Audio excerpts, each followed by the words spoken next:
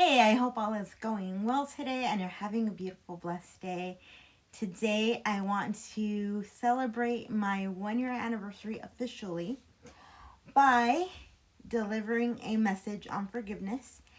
And this particular message is one of my old sermon notes from May 2019, but it is almost exactly the message that was delivered this weekend.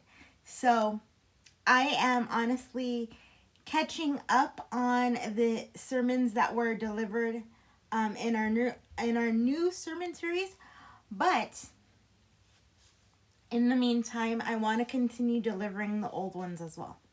So this message is on a series simply called Forgiveness, and this message is how can I fix a broken relationship? So, number one, to fix a broken relationship, handle anger appropriately.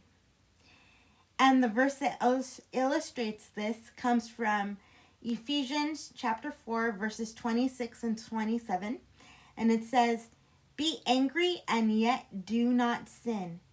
Do not let the sun go down on your anger, and do not give the devil an opportunity."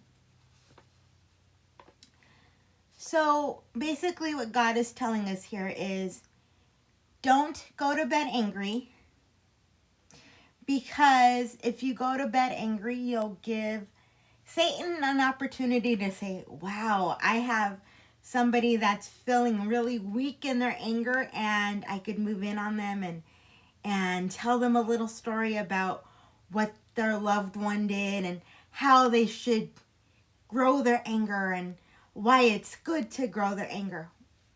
So you don't want to give the devil an opportunity to do that. Number two, ask forgiveness repeatedly.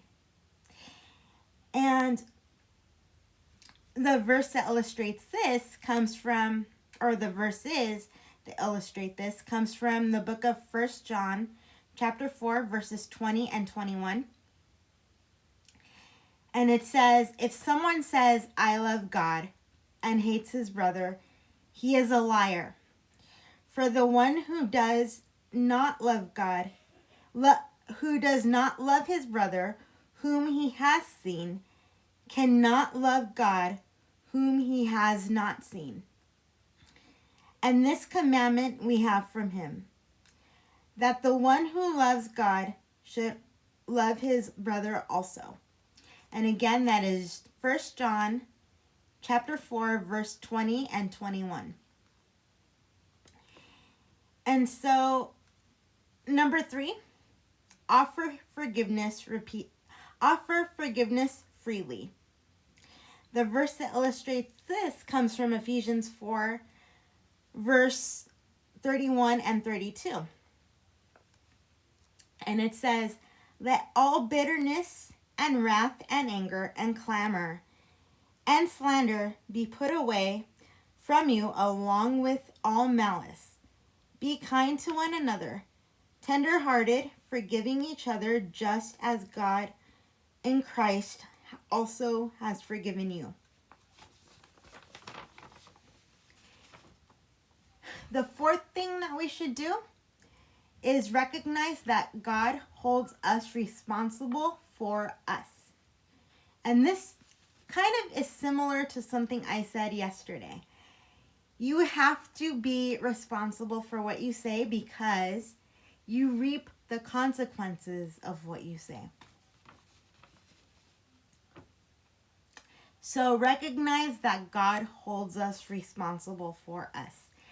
And lastly, the memory verse it comes from Romans chapter 12, verse 18, and it says, if possible, as so far as it depends on you, be at peace with all men. So notice that verse says, if possible, as far as it depends on you. You can only do the actions that you feel God calling you to do. But you cannot say, well, I did this, so shouldn't this person over here do this because they wronged me too? No, you're responsible for you. God holds us responsible for us. So I hope that this finds you well. Thank you so much for being here. And I look forward to continuing my journey with this podcast. And I just feel so grateful to have this platform. I'll talk to you guys later. Have a beautiful, blessed day. Bye-bye.